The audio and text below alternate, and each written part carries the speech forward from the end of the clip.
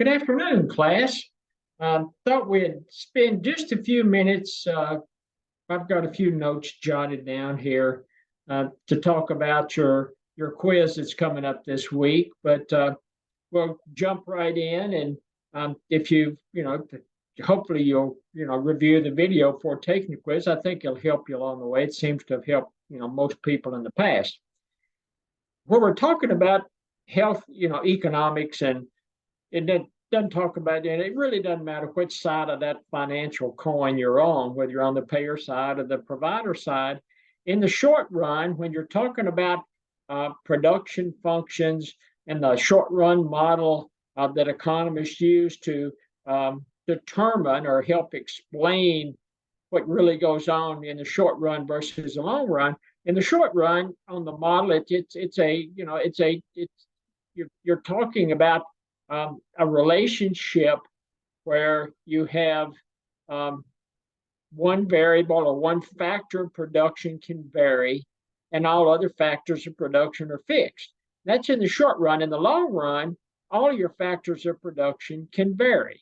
So if you go back and think about what your factors of production are, you've got what? Labor, you've got capital stock, you've got natural resources, which typically is the land that your buildings are situated on. You've got technology, and you've got entrepreneurship. And of those five factors of production, labor is the one that most individuals, when they're building models and allowing only one of the factors of production to vary, labor is the one that is chosen because it's the easiest to vary, and especially in the short run. And so when you're talking about factors of production, and you're talking about quantities, and you're talking about labor varying, you've got the marginal product of labor, which we talked about, is the change in quantity divided in the change in labor. And you can compare that marginal product of labor to the average product of labor, because average product of labor is just total quantity divided by number of units of labor. Let's say it's a primary care doctor's office, and when you're talking about average product of labor, they generate 100 office visits a day, and it takes 8 physicians to generate those 100 office visits. So if you want to calculate the average product of labor, it's 100 office visits divided by 8, and that's 12 and a half. So 12 and a half office visits per physician. That's your average product of labor. If you're doing the marginal product of labor, it's a little more mathematically complicated, because you're talking about the change in quantity, which would be the change in the number of office visits divided by the change in labor.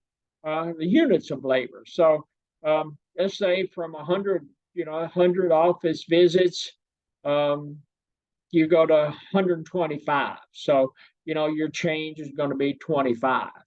And if you go from 8 people to 9 people, your change in labor is 1. So your marginal product of labor at that point is 25. And if there's if you ever taken a test or a quiz, just don't make the math too difficult. It's pretty in these introductory courses, or the courses where you're not getting into high level calculus and high powered math. It's pretty simple mathematics. And when we're talking about and not just healthcare or health or medical care, it's any industry that's wanting to generate a profit. You're talking about the law of diminishing marginal returns, and it's the marginal product of any one variable factor of production will eventually decline, assuming the quantities of other factors of production are fixed. Again, ceteris paribus, all other things unchanged. And it makes sense. And we've talked about, or I've expounded on it in the past. If you think about your doctor's office, there's only so much bricks and mortar. There's only so many exam rooms. There's only so many workstations that the billing staff can sit in front of. There's only so many nurses that you can shuffle around, so many techs that can check people in or registry or whatever. Because at some point, if you keep adding labor to that, you're going to start seeing diminishing marginal returns based on, again, based on, in this case, the marginal product of labor. And then we also talked about calculating profits. So I'm a consultant, and I go to see my accountant, and my accountant says, "Well, you're doing pretty well because your profit is your total revenue minus total cost." And mine's actually pretty easy to figure out.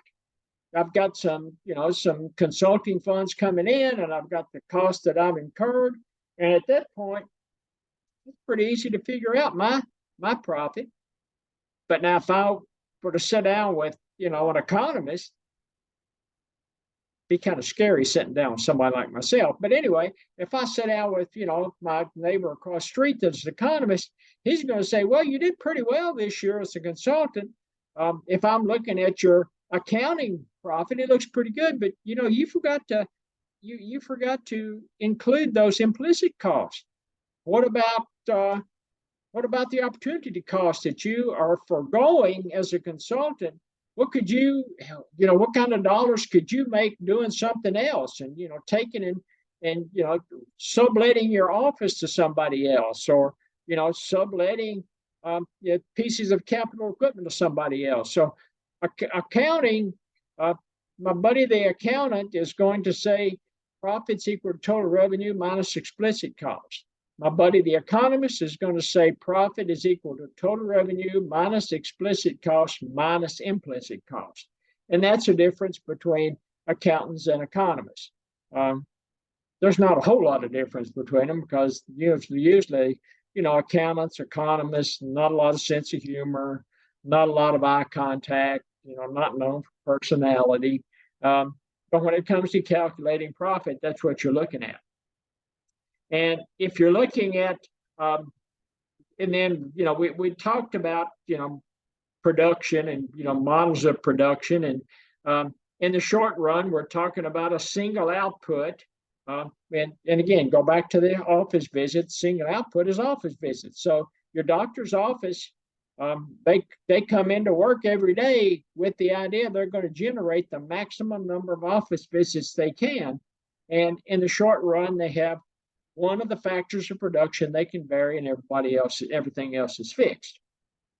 And then also, if you're talking about your physician's office, when they're trying to increase output, there's typically kind of three things that can happen. They can have economies of scale, and that means that as they increase output, through specialization, repetition improves efficiency, increased output at lower cost, because again, your fixed cost, the more output you produce, as long as you're covering those variable costs, the more output you produce, the average fixed cost just keeps going down because total fixed cost divided by output gets your average fixed cost, and as you increase that denominator, that ratio gets smaller and smaller. So the more output you can generate, the more it's going to allocate those total fixed costs across your output.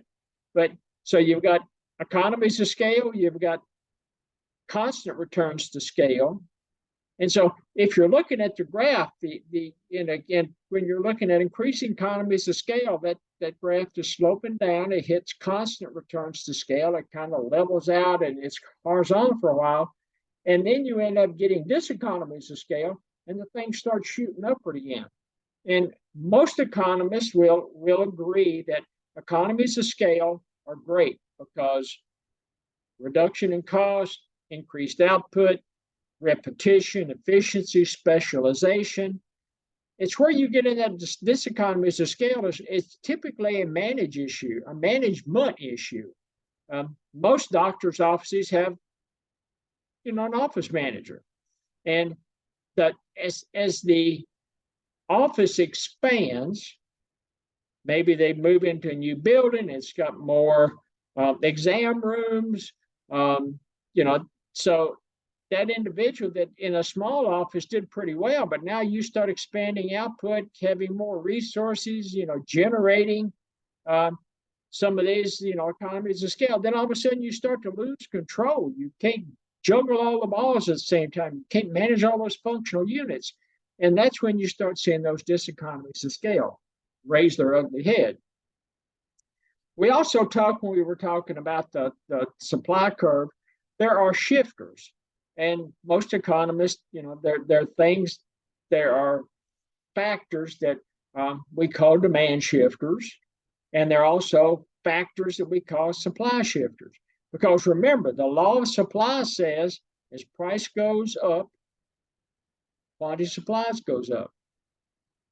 Price goes down, quantity of supply goes down. That's why you have an upward sloping supply curve. And the supply shifters are costs. And when they say cost, it's cost of the inputs, cost of the factors of production, going to cause that supply curve to shift in or out. You've got improvements in technology. You've got returns from alternatives. Again, opportunity cost.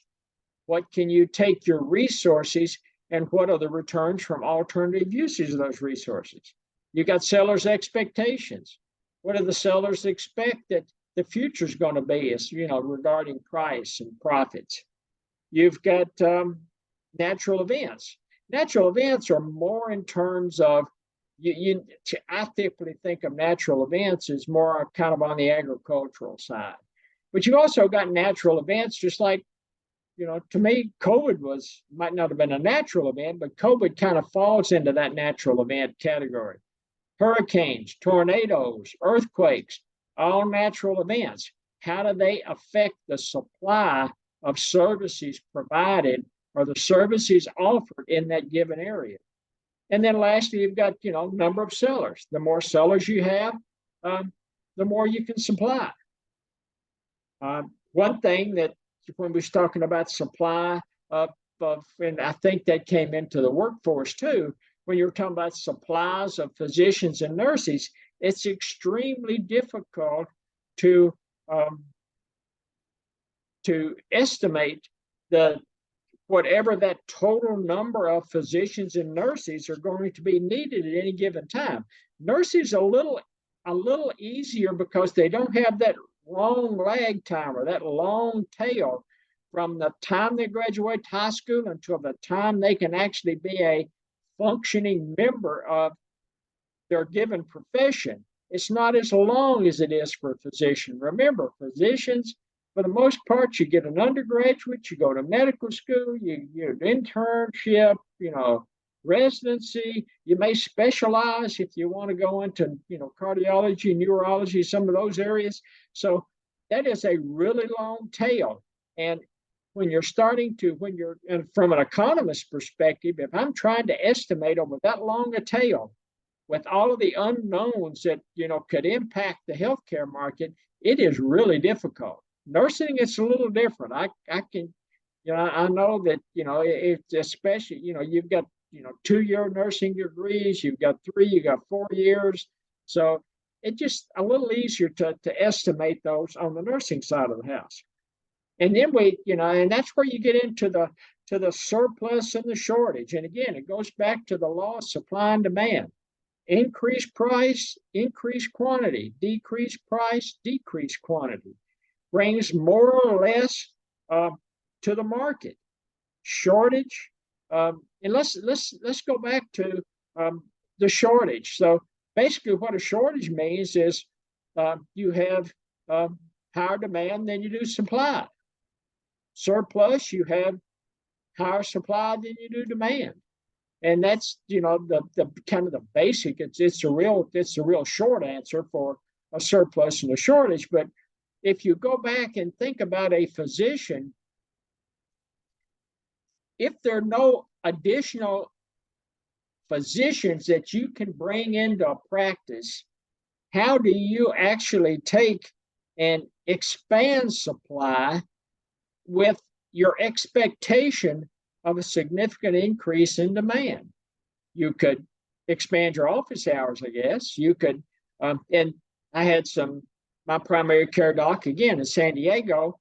He was in a multi-specialty group. He was head of internal medicine at UCSD, and he and his individuals that were in that same medical group, they started having expanded office hours. Rather than going from 8 to 5, they went from 7 to 6, and they would stagger their shifts. Some would come in on the early shift, some would come in on the late shift.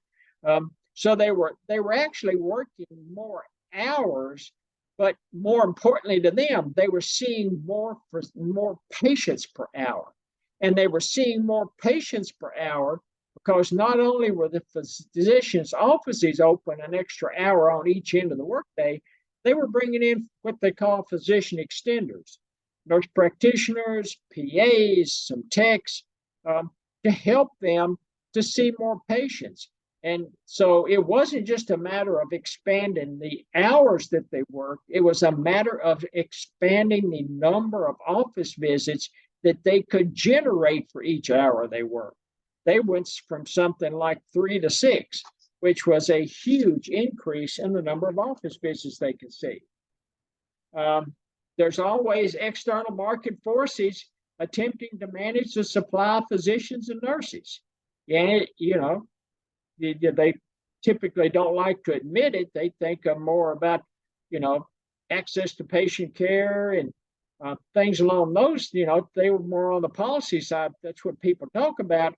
But you control the supply of nurses and physicians to keep those wage rates up. You want to continue to be able to extract those economic rents by controlling the supply. You've got, you got government controlling the supply. You've got, medical associations. You've got state and federal laws. You've got all kinds of outfits trying to control the supply. And it's no different than the supply for realtors or especially the supply for actuaries. Actuaries do a great job in controlling the supply and keep those salaries high because you have actuaries actually writing the actuarial exams. And it's my understanding if you take your actuarial exam, there is no magic number that's, pass or fail. They're looking at, they're kind of drawing that magic number in there to try to keep the individuals that are passing those exams trying to keep that control of that supply so they can keep those salaries for actuaries as high as possible. Same thing with nurses and physicians. And then we also talked about on the technology side, the big issue with technology is who's going to pay for it. Government doesn't want to pay for it. Private health plans don't want to pay for it. Hospitals love, or physician offices love technology. In theory, it's better quality of care. It's, fewer lawsuits or, those kind, legal issues. It's, you can see more patients. I mean, you can just rattle off all of the things that should be driving technology and the diffusion of technology across the healthcare system. But at the end of the day, who's going to pay for it? That's why there were such leaps and bounds in the 80s and 90s in technology. And while you've got some really creative individuals out there and generating these new medical devices and new ways of doing surgical procedures, and especially, when it comes to eyes and heart, the heart and a lot of these types of procedures, but you've got to have a profit built into it, and somebody's got to pay for it. These creative minds aren't going to do it. I've been told a lot of times that an entrepreneur is like a bloodhound when it comes to profits or when it comes to making an extra dollar. And to a certain extent, that's true, but somebody's got to be willing to foot the bill for that extra profit. And that is a concern in healthcare, is who's going to foot the bill going forward on this technology. And Schumpeter, the Austrian economist, I've always been intrigued by his writings and his approach. And unfortunately, they were kind of displaced by the University of Chicago in about 1973, give or take a little. But Schumpeter, to me, had his hand on the pulse, especially in healthcare. And we talked about, a couple of different times that firms are in business of generating output for one reason and one reason only, and that's to make profits. I don't care what they tell you, it's to make profits. Physicians go into healthcare, the practice of healthcare, the practice of patient care to make profits. They go into healthcare because they think they can make more profits. And again, you're going back to opportunity cost, make more profits in healthcare than they can in the next best alternative. That's why hospitals are in business. Everybody's out there trying to make a profit. Schumpeter also, coined the phrase of creative destruction. And that's where he says, innovation is driving it. New is better than old. Out with the old, in with the new. Improvements in automation, improvements in technology. I really like his concept of creative destruction. And lastly, you kind of throw in Schumpeter also, he's talking about profits and creative destruction, and he gets into market power. Think about Buffalo. Buffalo, New York had two main hospital systems. They had Mercy and they had Kaleida. And those two behemoths were driving healthcare in the city of Buffalo because of market power. If you think about the other side of the financial coin, United Health Group, they're the 800-pound gorilla in healthcare. You don't think they've got the market power to drive profits? Lastly, we touched a little on it on vacancy rates, and it's really hard to calculate vacancy rates. Government tries to do it, economists tries to do it. Vacancy rates, especially in a physician's practice, we talked about hard cost, soft cost. It's just vacancy rates can have a significantly adverse effect on the provision of healthcare, especially in small communities. So calculating these vacancy rates and being able to estimate the vacancy rates, especially from an economic perspective, gets a little tough. And what you'll see, and I think the author was talking about vacancy rates in nurses. Nurses typically are in a family unit where there's two earners, and nurses tend to float in and out of the job market simply because of the demand for nursing services. If they take a hiatus for a few months or half a year, whatever, they can jump right back in because there is a demand for nursing services. There have for the last several years been a high demand for nursing services. Nurses can float in and out. You've got staffing, you've got nurse staffing agencies, you've got per diem nurses, you've got full-time nurses, you've got nurses that are unionized. You have nurses that are working, maybe they're working 3 12-hour days and getting paid for a 40-hour work week. I mean, there's a lot of opportunity for nurses, and because of that, they can kind of float in and out of the market. And you see during an economic boom, they may decide, hey, my spouse is making plenty for both of us. I'm going to take some time off and homeschool the kids. And then if things get a little tight financially at home, they say, hey, I'll send the kids to a public school and I'll jump back into the nurse market. So being a nurse, there's a lot of opportunities being a nurse. And sometimes I wish I'd gone into the nursing profession. I think as a nurse, you could probably work until you keel over dead in the hospital somewhere or in the doctor's office somewhere, or maybe even you're working as a consultant or for a health plan. But being a nurse, It's not a bad gig. And that's all the notes I've jotted down. Just as you go through your quiz, just stop and think about it. And if there's any mathematical gyrations, just don't make it, too complicated as you move forward. And the next time we get together, we'll be moving forward in our next chapter. Have a good evening.